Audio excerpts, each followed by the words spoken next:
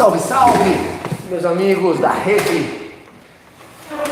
Vamos fazer uma sonzeira hoje, vamos fazer um estudo hoje. Abri aqui o link da live para poder ver vocês. Vamos lá. Como é que vocês estão? Está com uma sonzeira já?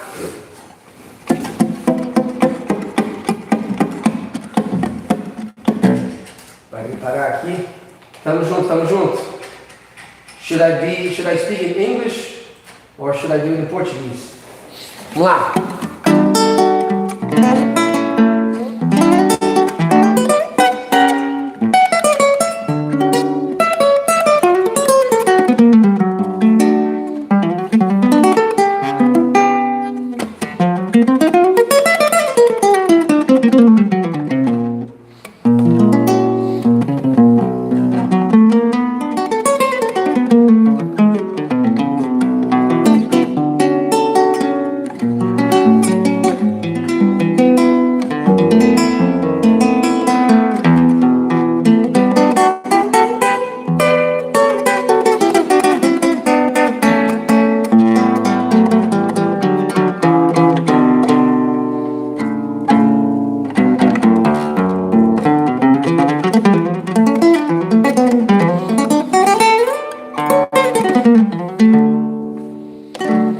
Improvisinho de início de partida.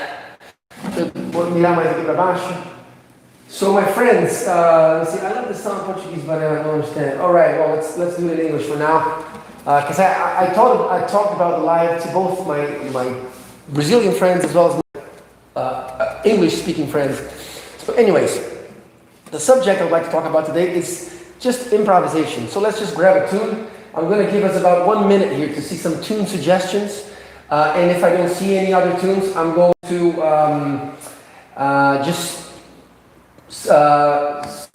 suggest one. Okay, we could do. I like a lot the Jobim tunes. I've learned a lot of those. Learning Jobim tunes has been one of the greatest things to have fun at the same time, building repertoire to work, to be able to play gigs, doing harmonic analysis of a lot of musical situations. Improvisation, just learning these tunes has really helped me build a vocabulary for playing music. So I'm going to talk about, well, how about we do triste in A major. We can have this tune right here. We'll put the audio recorder in front of the guitar so you can hear me very well. All right. How's the sound, guys?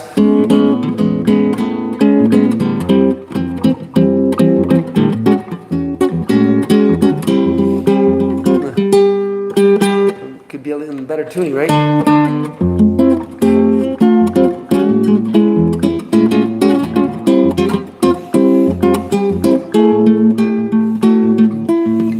So this tune starts with a vamp between A major and A minor. And A F major, which is a relative of A minor in a way.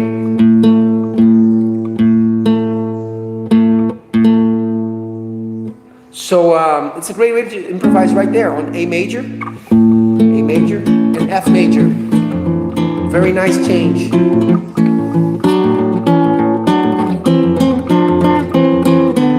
So the way I like to improvise is always like this. I was taught this by my teacher in music school.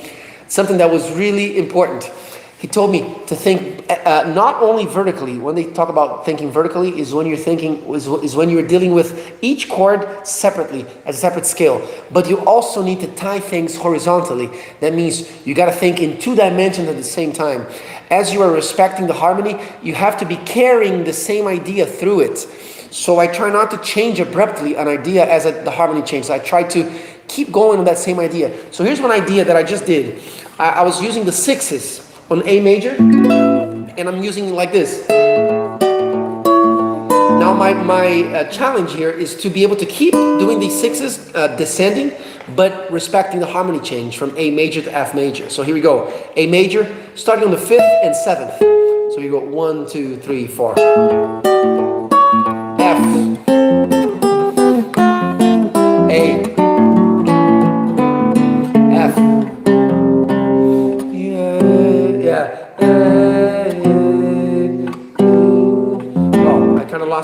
when it ran out of guitar here, ran out of room.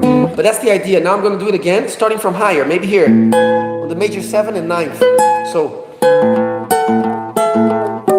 now for F I go. Now I think it's F Lydian, so I'm going to need here a sharp 11. So that's one important thing to keep in mind. This is an F Lydian.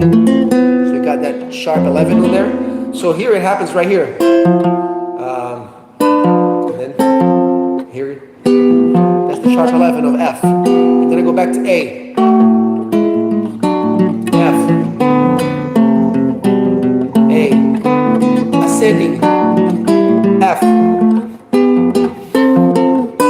A. F.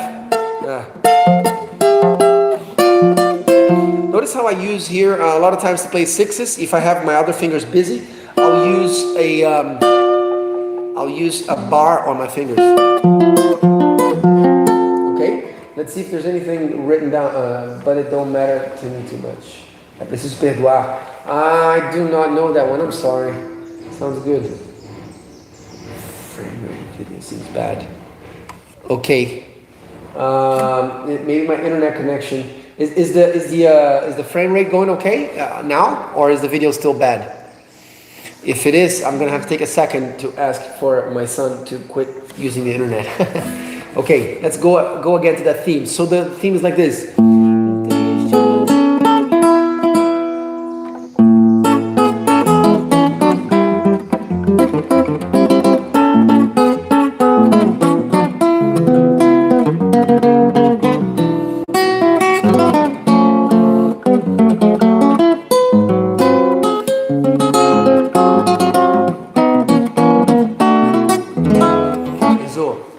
Agora só usar uma internet, tá bom?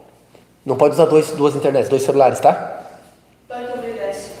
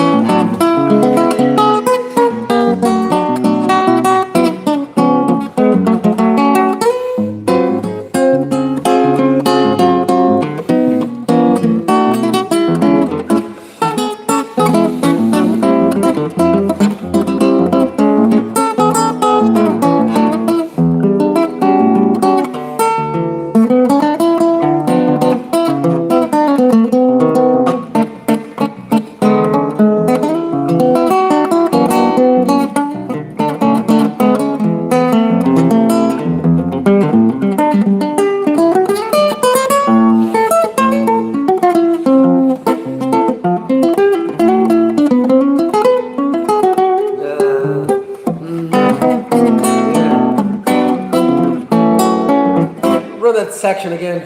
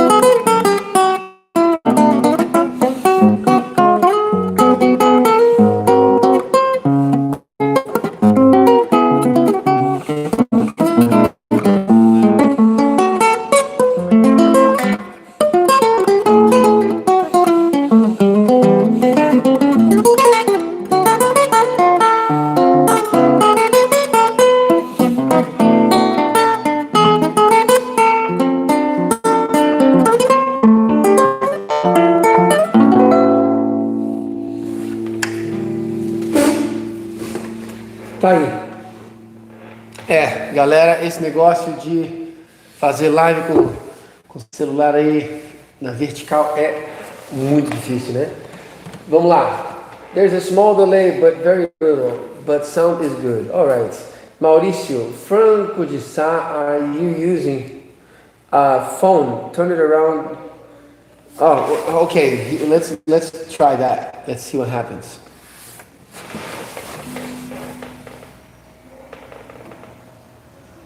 See the motherfucker, man. This thing is killing me.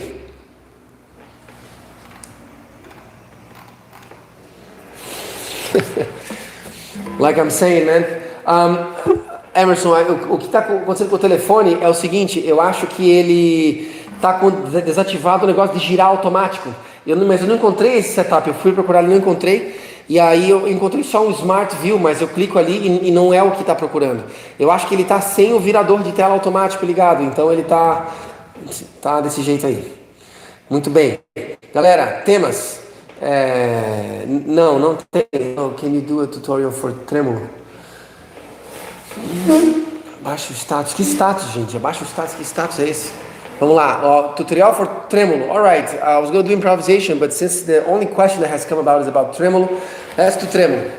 There's different ways to do a tremolo, okay? Many different ways. The flamenco way, pretty much, let's start with the flamenco way and the classical way. The flamenco way is 4 strikes with the finger and 1 with the thumb. So for example, on an A major chord, you're going to have this.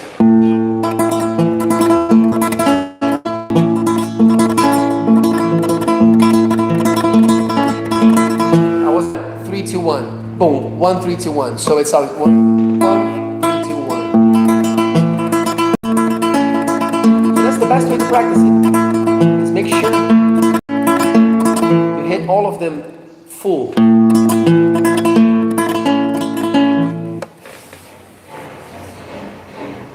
Tenta abaixar as notificações.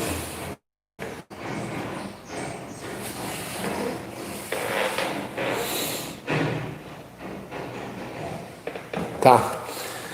Guys, just 1 second. I'm gonna have to see about the internet. This is a fucking disaster.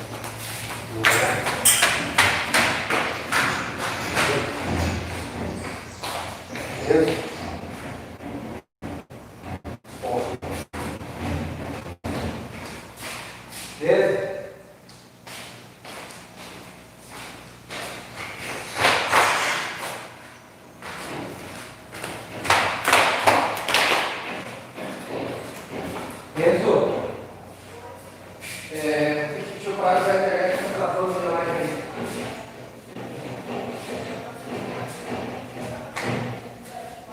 Porra, pode desativar os dois pra mim, por favor? Eu preciso dos dois em off. Como é que a gente ficou? Deixa eu não ficar.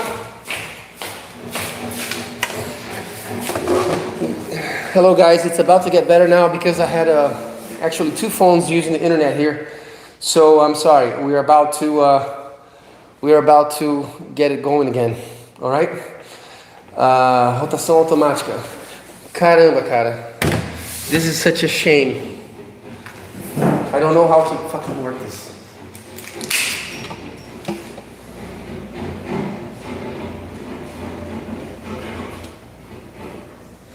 Onde é que tá, Emerson, a rotação automática?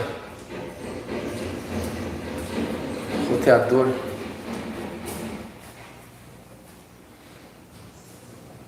Enzo, nenhum, tá bom?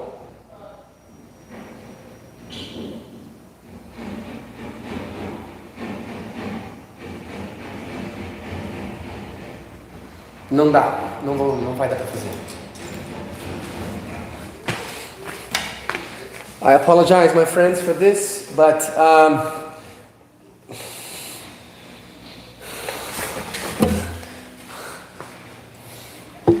Emerson, desiste, cara. Eu não sei do que você está falando de quarto botão. Isso me deixa bastante estressado. Chega na hora que as coisas não funcionam e eu fico aqui.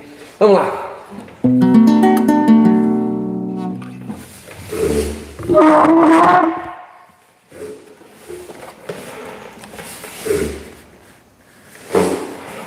Isso aí, minha galera.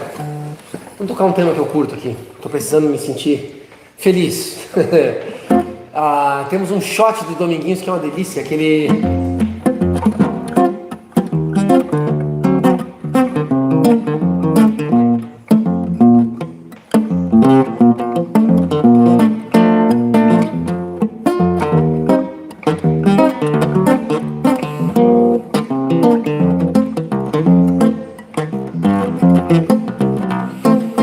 Abre a porta,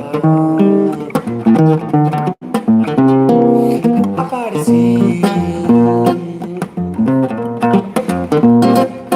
a mais bonita, sorriu pra mim, naquele instante, me convenci que o bom da vida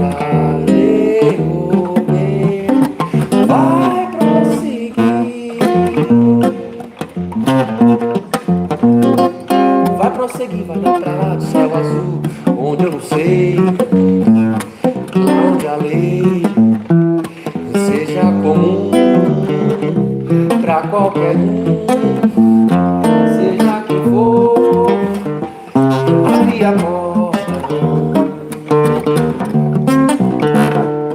apareci, a mais bonita, sorri pra mim.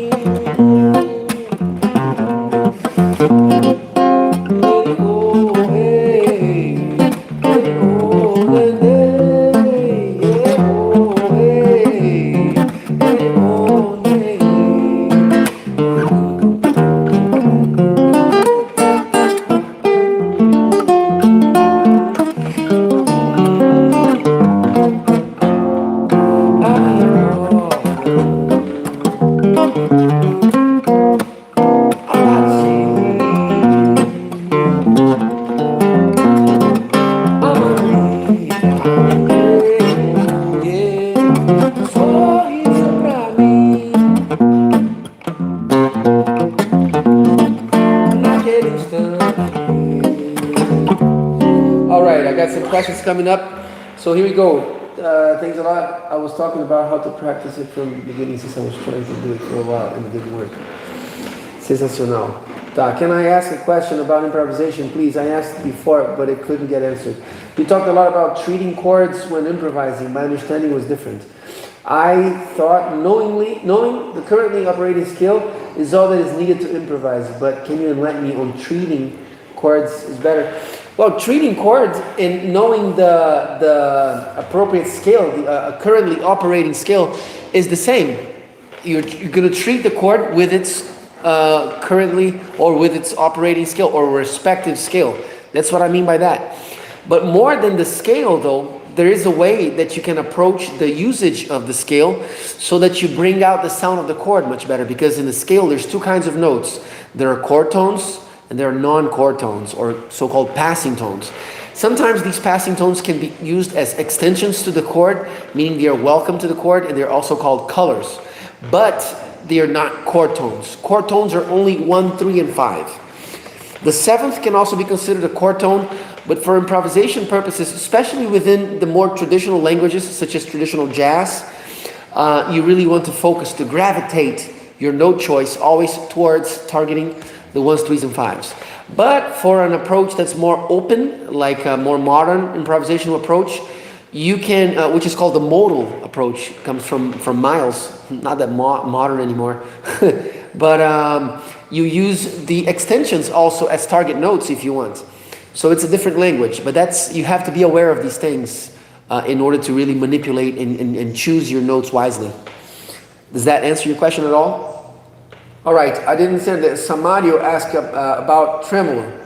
Okay, let me go back to tremolo so I can answer that question, okay? Sure, Sklim, I'm not sure if I can pronounce your name right. Sklim, is that it? Shady is better. Or Shady, I'm not sure. Where are you from? All right, here we go. So just to enlighten that answer, maybe, since you're connected here, let's talk about that over a G major chord. If I just play over a G major chord, random notes from the G major scale, it doesn't quite do the job to bring the sound of the chord. So in order to do that, I have to be aware of my rhythm, first of all, and place the target tones on the downbeats, on the strong parts of the beat. So if I divide my musical statement here in eighth notes, ta ta ta ta ta ta ta, I'm gonna put the neighbors or extensions or passing notes on the upbeat and the target tones on the downbeat, which are tonic thirds and fifths. So you have to be very well aware of where these notes are first. Here's the scale, but here is the chord tones. See, you gotta be able to pick them out. So that's your responsibility to know these shapes here for the triads. Regarding chord voicing, is the high notes that dominate the voicing or only the root note, or it depends on other factors? I don't understand what you mean by dominate, but is the root note that defines really what the chord is? If it's the root note is either going to be a tonic or an inversion, but it's always going to be a chord tone. Now, the high note doesn't say anything about the harmony, because the high note could be a color, could be an extension. It's not really a chord tone. A bass can only be a chord tone, and most times it's going to be the tonic. So a bass is much more revealing of what the chord is. Okay, I'm starting to come up with a bunch of questions. That's good. Your interpretation of Triste was fantastic. Are you going to teach in the music section later on? Are you, Mauricio, what do you mean music section? You mean in this live, or are you a student from the Brazilian guitar course? Thank you for that. I will, I can explain a little bit of what I did just now. Abração, grande violonista. Dicas maravilhosas, parabéns pelo belo trabalho. Obrigado, Doriva. Valeu aí. Então, sobre, just finishing Shady's question here, on G major, then you choose to gravitate your notes towards the chord tones as such. 1, 2, 3, 4, 1, 2, 3. See, what your ear is really picking out is this. Because the target notes are getting the weak part of the beat. So you try to operate that way, and then you can study encapsulation, so you can, every chord tone has what it's called leading tone. A leading tone is a note that lies just half a step below it. It's chromatic, so you're going to have this leading tone to every chord tone.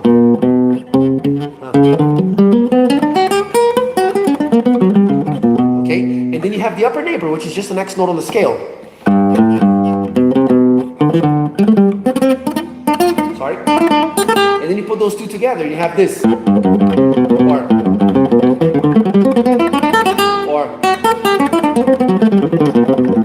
with the thumb.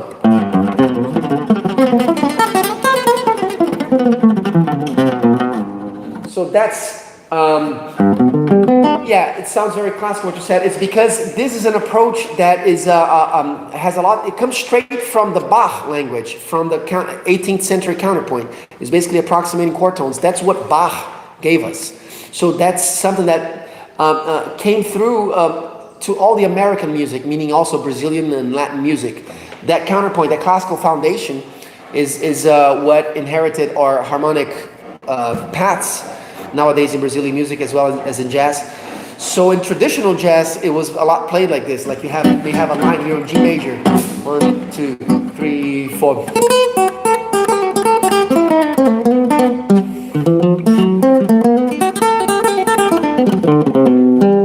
Whatever.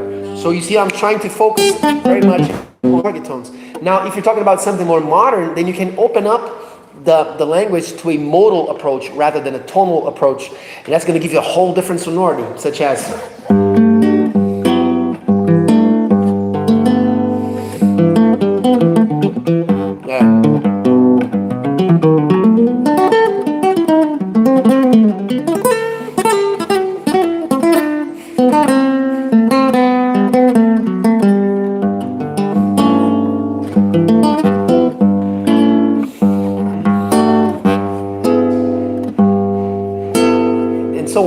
It's an endless universe.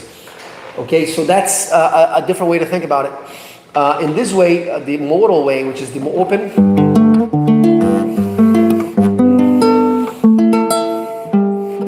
way to improvise, you don't have to gravitate toward your target tones. You can just use all available notes on the scale as extensions. There's only two exceptions. A major 7 chord cannot have a perfect fourth as an extension. That is the only case where you have what we call an avoided note. Not the only case though. This is the only two cases. Major 7 chord cannot have a perfect fourth, and a minor chord cannot have a flat 6. Same thing, same situation, just inverted, just on the opposite polarity, from the major to the minor. The C cannot have this. Sounds bad. And the A minor cannot have this either.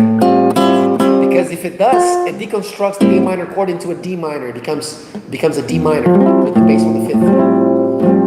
It pulls away from it just destroys the chord in a way. Okay, so that's it for that. All right, so here we go. Regarding the stage performance for jazz improvised musicians, what do they normally do in the final exercise before live performance? Well, I think that's very personal. Everybody can do a different thing. Some people would like to just chill and not do anything at all, because you have to be, in order for you to access your best performance at the performance time, I think you need to be just real chill, real cool, so that whenever you're ready to be tested, you're ready to speak music real time, you're not nervous or you're not tense. You know, the least tense you can be, the best. Sometimes I personally like to maybe improvise a little bit over the tunes that I know I'm going to be playing that night. So I just kind of get reacquainted with the harmonic passages and try to through my music, through my lines, I try to bring those chords together. You know, like I said, thinking vertically in harmony, but horizontally in your musical statement. You have to tell a story that is connected from point A all the way to the end. So here, all right, any more, Doug, what does your 9-string guitar sound like a McAfee? Very good. All right, good question, man. Well, a McAfee, I like that. Well, first of all, it is a kind of a build that is built on an angle. You see that the body of the guitar and the strings go off on a different angle, and this makes the string tighter. And a second point to justify that is just my personal grip. I guess I studied a lot of the gypsy style, a lot of Django, a lot of Stockello and Jimmy Rosenberg, a lot of that. Transcribed a lot of that. So I naturally sometimes like to dig in a little bit and get some slap, you know, out of the string. So it's just my way of playing. Okay. Do you know any great improvisers that choose to play very simple or dumbed down melodies, even though they could play much more notes?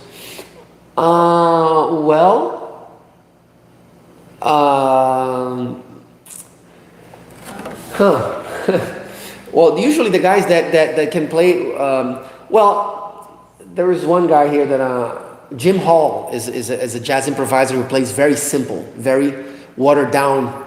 Louis Armstrong as well. But see, these guys, neither Louis Armstrong or Jim Hall, this is why I was thinking so much to answer this question, neither of them I've seen play virtuosically. You know, they both are mild down players. Most of the ones that I know that can play a shitload of notes, they usually do.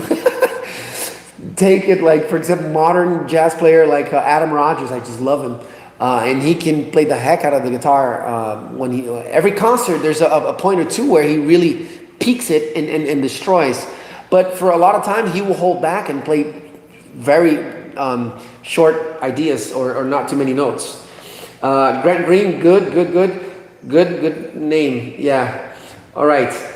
So talking about the Trisci, one of our friends here asked about the interpretation of Trisci. Mauricio, right? Okay. So about the Trisci interpretation, you have to try to connect the chords to one another. So if I have from the beginning, A major, F major. So whatever I do in A major, I try to connect that line into the next chord. For example,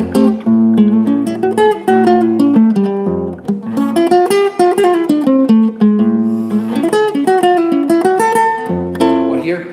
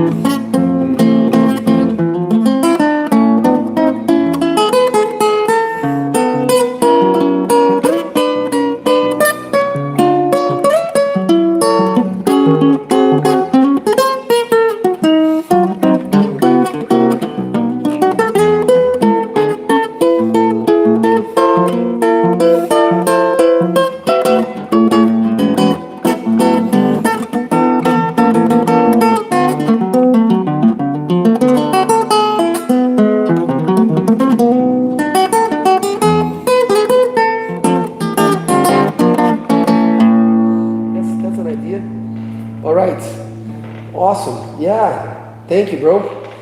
I'm actually kind of taking risks here because I hadn't looked at that tune in a while, and it goes pretty crazy here. Right as you leave this A major and F major, there's a 2-5-1 to B first, so you got the 2 of B, 2 of 2, right? Because B is our second degree, so I got this F sharp altered goes to B minor, which is my second degree, and then I got a 2-5 to 6, so it's a 2-5 of 6. The 6 is F sharp, so I got this guy. So we need to take a look at how to treat this, right? Your Locrian scale will have diminished, so you got to know that arpeggio right off of the bat. Or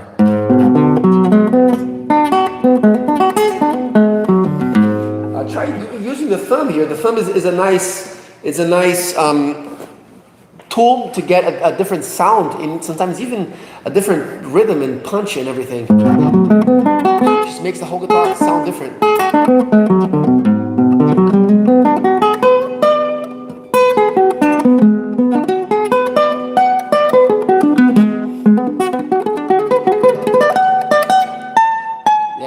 So you try to arpeggiate the chord 1, 3, 5, and 7 all over the neck, everywhere you can. Maybe you can play every 4 notes, like 1, 2, 3, 4, 1, 2, 3, 4, 1, 2, 3, like this. In case of G sharp.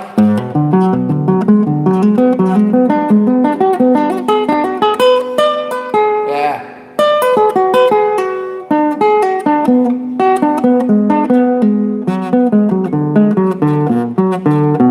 Great exercise just for the thumb.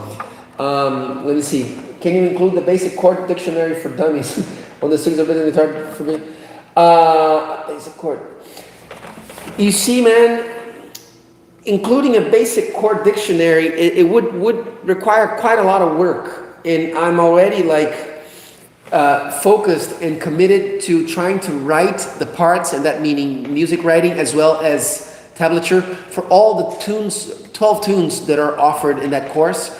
And that's not a promise, though. That's a bonus that comes to the students. So we're working on that. And just last week, I finished writing 2 arrangements with the music writing as well as tablature. So I'm focusing on that right now. Maybe as I get all that out of the way and that begins to be offered in the course as extra material. Right now, it's going to be given as just bonus material because it was not a promise from the course. But I'm happy to be working on this as a plus. But maybe once I finish that, I may do a dictionary for dummies. But this kind of stuff, though, it's something you can probably find easily on Google. If you Google basic chord shapes on guitar, you're going to have a lot of things. But instead, here's my method and my belief. My school of guitar is that I don't really memorize chord shapes. What I memorize is the chord DNA, which means what notes I want to put in it. For example, I want a G sus flat 9 13. All right, so that gives me a G, A flat, C, and E natural. So I just try to, from the root spot, I try to see where those notes are. For example, what I just said would be this. Well, here. I love that chord. I love that sonority. There. Say, there. No. Yeah, or here. So you try to just see what the notes you need, and then you build the chord. And then if you think that every time, you're going to get faster at it. And of course, natural chord shapes are going to be formed where you get used to them, and then you just access them as if you knew a chord shape, you know. But the path to get there is to always be aware of what you're looking at as far as intervals. If you have here G, I know you got to know all the intervals that are available around it. So I got a G, I got a minor third, major third, perfect fourth, sharp 4, perfect fifth, flat 6, major 6, minor 7, major 7, 1, and so on. Flat 9, minor third, major third. This needs to be very resolved. You gotta spend some time looking at that and committing all that to memory. It's just gonna make your guitar learning so much faster if you get this sight. Just turn the lights on, open your eyes on the neck, and don't play blindly anymore. What I mean by blindly is when you learn a piece, either off of a tablature or even a music sheet, but you just learn where to put your fingers, and you have absolutely no clue of what's happening harmonically. I don't encourage people to learn that way. All right, I know basic chord shapes, but I don't know bossa nova chords. All right, bossa nova chords are basic chords, but they have colors. they have just these nice colors. For example, this is a D with a 9 and a 6. Well, just a 6 actually. Tá fazendo um ano e meio, amor, que o nosso lar desmoronou. Meu sabiá, meu violão e uma cruel desilusão foi tudo que ficou.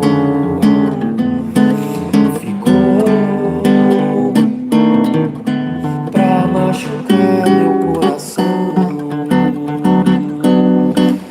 Será que não foi bem melhor assim? Melhor pra você, melhor pra mim. A vida é uma escola que a gente precisa aprender. A ciência de viver pra não sofrer. Tá fazendo um ano e meio, amor, que o nosso lar desmoronou. Meu sabiá, meu violão e uma cruel desilusão foi tudo que ficou.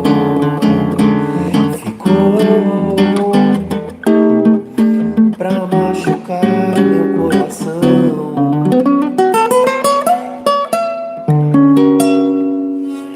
This song is called Pra Machucar Meu Coração. I'm not sure if it's a João Gilberto tune or Jobim, but I know João Gilberto made it international. Is there any discernible difference in approaching and improvising Brazilian music compared to jazz?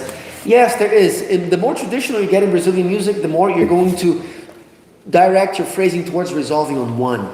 So if you have, as where in jazz, it's much more open-ended. You can just play intervals and finish on the 9th if you want to. Here's a difference. For example, I'm going to do a 2-5-1. Okay, one. Here's in Brazilian music. Okay, 6, 1, 2. Oh, sorry, 2, 5, 1. If I was going through a line on here. Finish on one gives that, I don't know, it just belongs to the language. Much more music that I've seen great improvisers as well as the melodies written, they have a tendency to finish on one. 1, 2, 3, 4.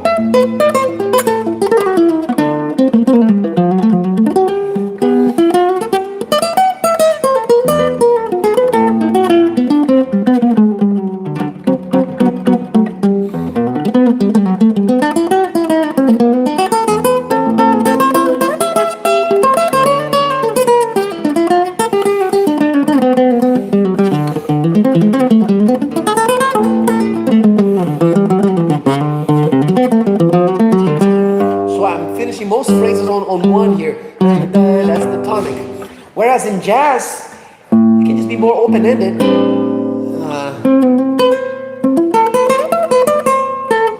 So I'm going to imply a swing now to kind of bring about the jazz feeling or language.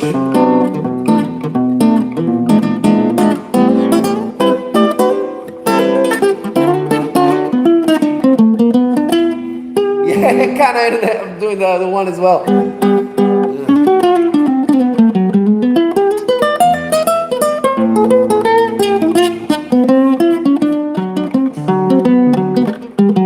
There. See, that's the perfect example. Here's more jazzy. I finished on the 9th. That's to me one of the greatest differences. And of course rhythm, but we're talking about harmony here, right?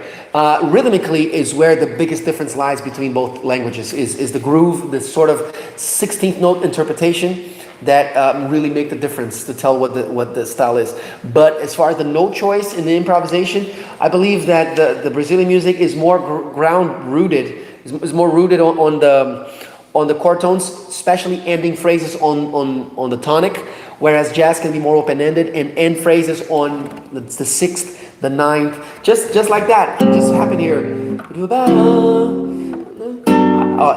That that top note there. Somehow, as I was improvising, that just came about, you know.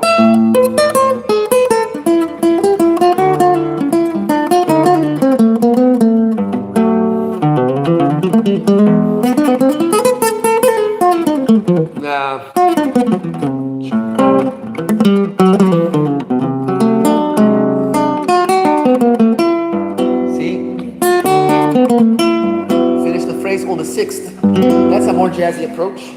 Could you try to improvise over Retrato Branco em Preto? Putz! I've played that tune a few times. It's just not one of the... It's a great call. I congratulate you on your good taste. It's just a tune that I haven't played enough to feel comfortable to just dive into right now, because I'm probably going to forget the chord progression. It's just... It wasn't one of my favorites, you know what I mean? I'm so sorry. But I know exactly what tune you're talking about. When the scales change really quickly, fast changing chords, how do you think them? Is there a good strategy for that? Absolutely. There's a good strategy for that especially on jazz, okay? The strategy is, for example, if you do rhythm changes, where you have a 1-6-2-5 going really fast. Right? In this kind of situation, what you can do is play either the major pentatonic or the blues scale through all of it. And then you don't have to outline the changes. So those are two different approaches. You just lay back, and if you think, if these four moving chords, they're moving really fast, they're all around one key center, then you can just stay on the major pentatonic of that key center and play the notes drawn out, like long notes and long rests, long breaths. Just chill. So that's the strategy, like playing the blues. You know, what I say by playing the blues, what I mean by that is not Delta blues. What I mean by playing the blues is choosing bluesy phrases to fill in for a lot of chords. For example, like this.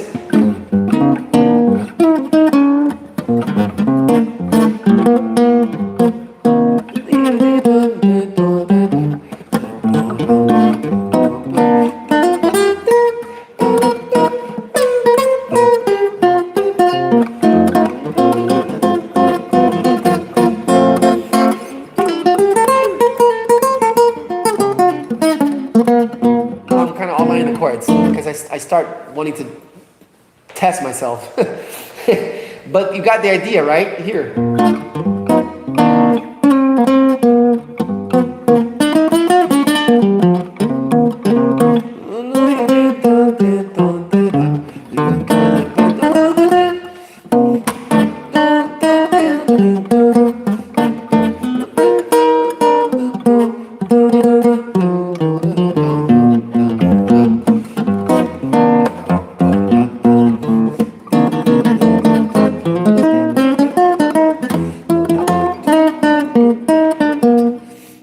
Answer that somehow.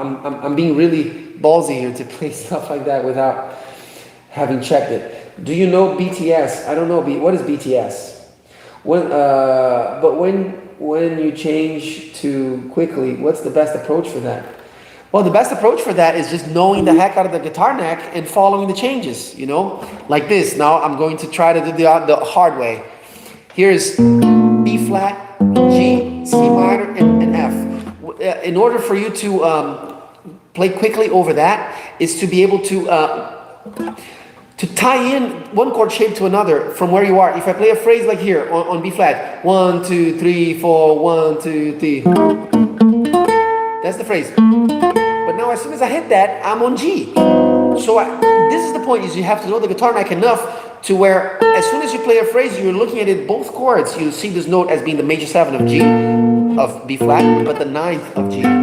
So the 9th of G, I'm going to treat it gravitating towards the chord tone, or, right, either the 3rd or the 7th. So you have to try to, wherever you are, you have to know what the chord is in that region. You know, what interval you're playing on the previous chord as well as the next chord. That's why I said you have to know the heck out of the guitar. So here's, yeah, I can do aquarela. Here we go, just one more example on there. If I have to improvise over this and then you're changing fast, I'm going to try to tie in one idea to the other, tying in the chords, like. So that's my B flat, G7, C minor, F7, B. minor, F.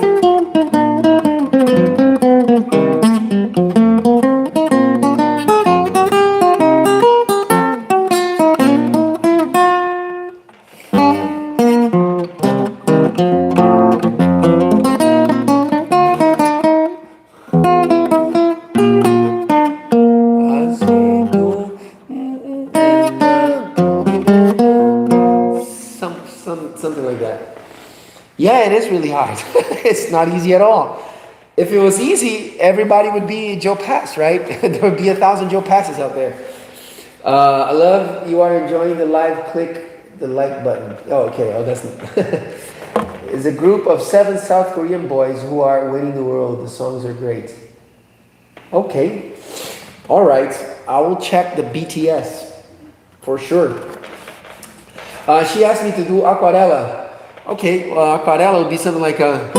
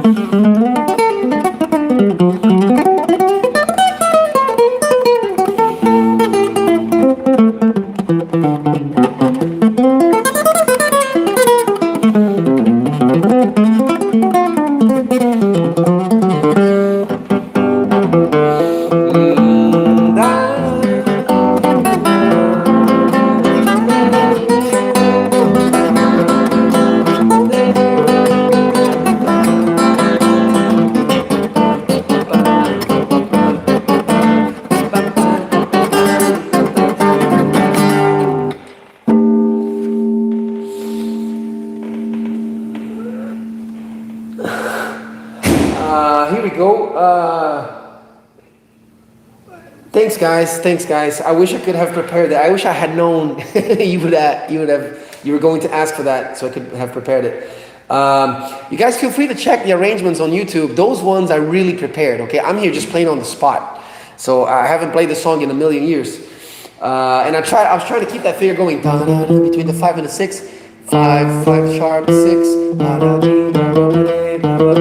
while the melody. So you got this. No, yeah. It's really hard. It's really kind of impossible here. Maybe I could have done this. How? Yeah, it's really hard. Maybe if I done it on the bass, but then the G is missed, right? So I was trying to make up for that. Can you share any special note groupings, like repetition-wise, that you favor? Note groupings? You mean on improvisation? I do have my licks. Here's one. Is that what you're talking about?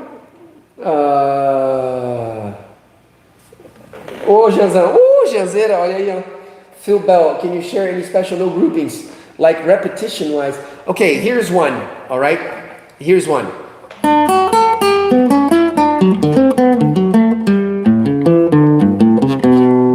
I call that a three-point encapsulation. This is a really good thing for jazz. What you're doing is this. You gotta get a target note. Target notes are always 1, 5, 3, 1, 5, 3, 1. As you get a target note, okay, there are other questions above. I'm sorry, guys, I've missed some questions here. I was just reading at the end here. My favorite Brazilian song, Bianca asked. I've been liking April Child. I love that tune. I also like Tempestade from Chico Pinheiro. I love Casa Forte from Edu Lobo. Those are some of my favorite songs. Here we go. So the note sequence, special note groupings. Here is a note grouping. You get the tonic right here, or your target, and you go like this. You're going to think a fourth below it. Okay, so I'm thinking a fourth below, and I'm gonna I'm gonna stack 2/3 on top of that. So this is my fourth below. Now a third above is this, another third above, and then I resolve. So all these 4 notes, they're built off of this one. So now I'm gonna do the same thing for this guy. So what's a fourth below? It's this, and then I'm gonna do a third up, another third. So I got this, right? And now the third is my next target, so I'm going to get a fourth below. I get the 7th, a third above, and another third above, and then I encapsulate that. Right? So I got this, and so on. Yeah. What's my next target? Now, one thing you can do in that line is you can. Não sei se você sabe quem é, Bianca. Eu não sei. Marcos Origuela. Oh, there's the guy.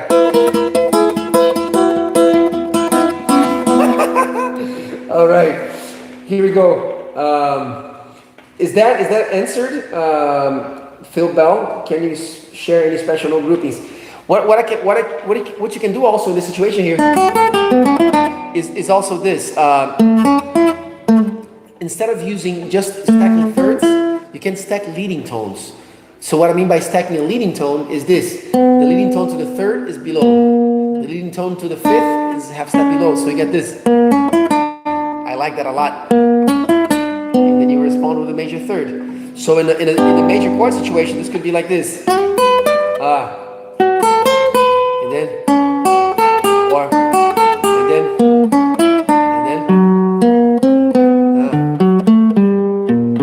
I love that. So, okay. Hola, Brian. Now we're talking. All right. I'm glad you like that, Phil. Let me go up here, see if I missed any questions. It's very hard, so cool. Can you som de carrilhões? Yeah, I can do som de carrilhões. Guys, the live is about to come to an end here in a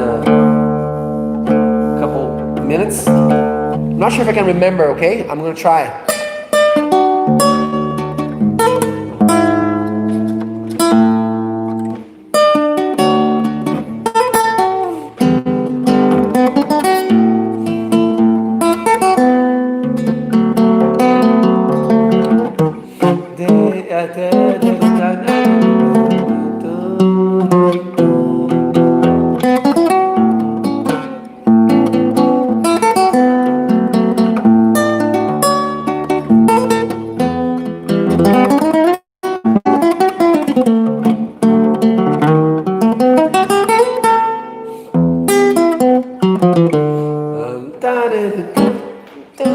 You can tell that I don't know it. I was trying. I have to practice that one. All right. So in a way, can you design anything as long as you think target tones? Yes, I'm always thinking target tones. I'm dancing around them, gravitating towards them. That's how the thinking works. I'm sorry about that, Soldier Guy. No, that sucked. I'm sorry, guys. I'm going to give 5 more minutes for questions. So, here, how do you hold the guitar? It's not very orthodox. I hold the guitar, as you see here. I'm trying actually to fit the guitar more here because we had a problem with the cell phone, and it obligated me to do a vertical thing. I always work with it horizontally, but I hold the guitar like this. That's my playing posture right here. I like that word as well. Can you play a bit of Malagueña? I don't know Malagueña. I really like a really short, man. Short. Muito bom, obrigado. Vou tocar choro então.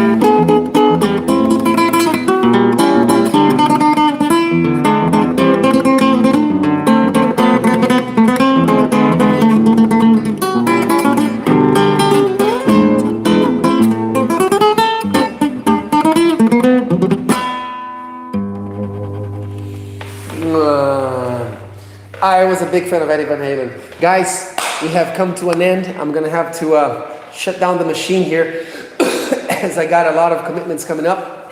Please feel free to write me any questions on Facebook group of the Secrets of Brazilian Guitar course. Number one for Brazilian guitar, just be bloody awesome to start with. Nice. Oh, but actually, this is not this is not the live from the course. This is just an open live. The live from the course is going to be next week, okay? I would like to invite you guys, if you'd like to see a real performance of my own rather than this improvisation little game here, go to YouTube, go to the Brazilian Choro section on my YouTube section. I have some real nice performances there of straight up Brazilian music, about 6, 7, or 8 recordings. Also check out the orchestral part of the channel, which has a lot of original Brazilian music and world music for world guitar and orchestra. It's really beautiful stuff. So please, guys, check it there, and I'll see you. The first live of the Secrets of Brazilian Guitar course is going to be next week. You're going to get an email about it. But thank you for being here. It's been a joy, and it will be even more of a joy. All right, guys. I'll see you later. See you later, alligator.